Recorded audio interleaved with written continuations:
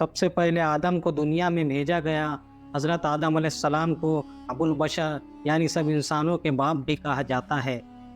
دنیا میں جتنے بھی انسان شروع سے آخری تک آ چکے ہیں یا آئیں گے، سب حضرت آدم علیہ السلام کی ہی اولاد ہے، اس لیے انہیں آدمی کہا جاتا ہے۔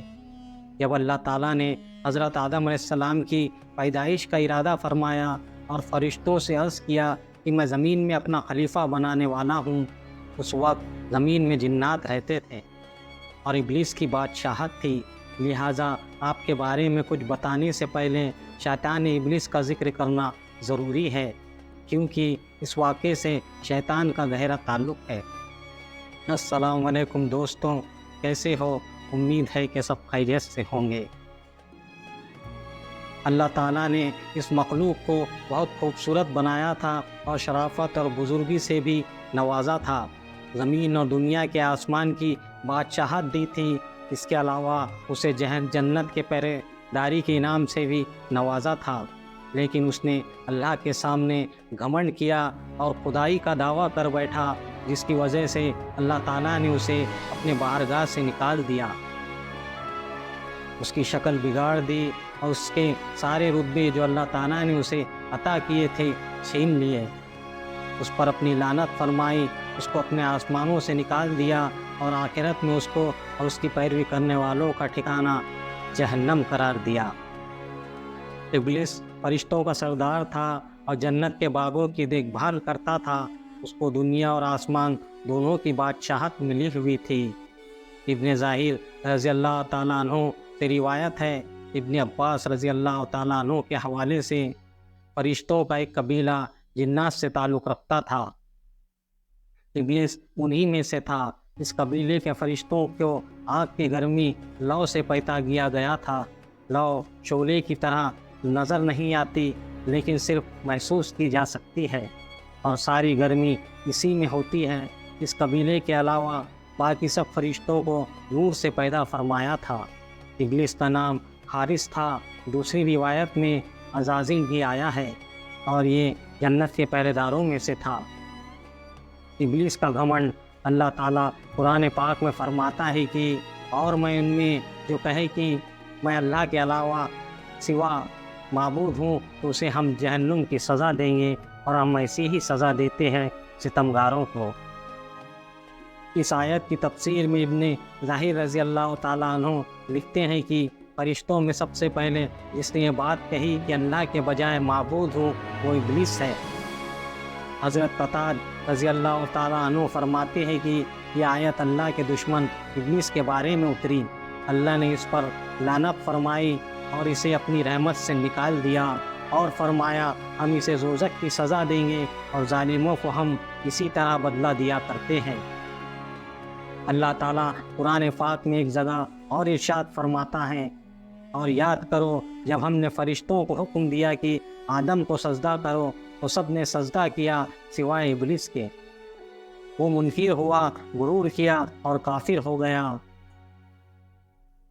ابلیس کو ایسا گھمنڈ کیوں ہوا کہ اس نے نہ صرف اللہ کا حکم ماننے سے انکار کیا بلکہ خدائی کا بھی دعویٰ کر بیٹھا۔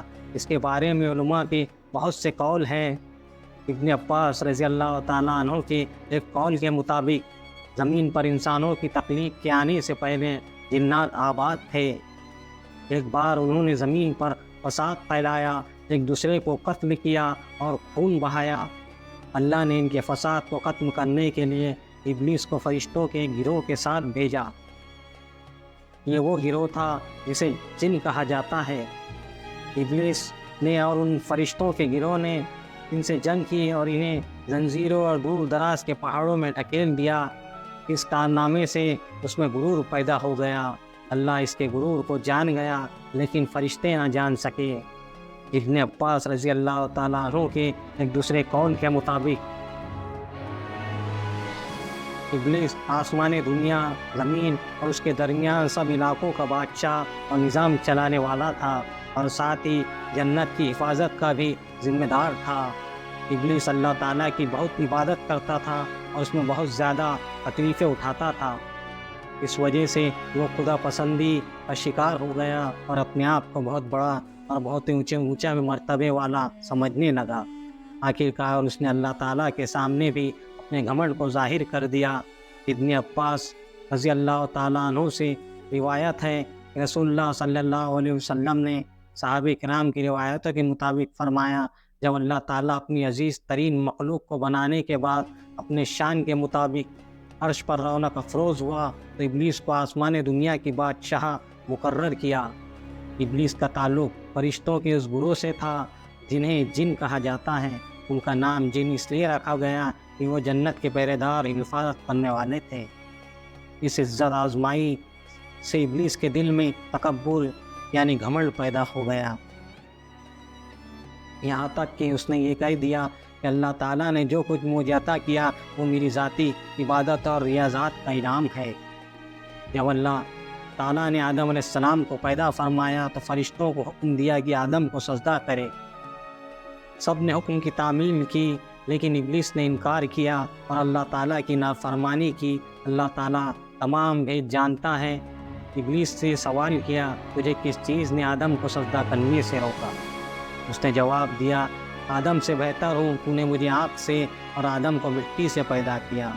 شیطان کا جواب تکبر اور جہالت والا تھا۔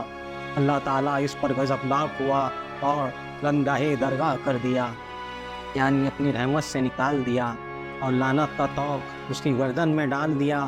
شیطان نے توبہ و استغفار کرنے کے بجائے اللہ تعالیٰ سے کھلی بغاوت کر دی اور قیامت تک کے لیے آدم علیہ السلام کی نسلوں کو بہکانے کی مہلت مانگ لی۔ اللہ پاک کے علم اور حکمت کا یہ بھی تقاضا تھا کہ اولاد آدم کی آزمائش کی جائے، لہٰذا اس کی درخواست منظور کی گئی، اسے لمبی عمر عطا کی گئی، اور ساتھ میں وہ سامان بھی جو نسل آدم کو گمراہ کرنے کے لیے چاہیے تھے دیا گیا۔ ملتے ہیں نیکسٹ ویڈیو میں، تب تک کے لیے اللہ حافظ و ناصر۔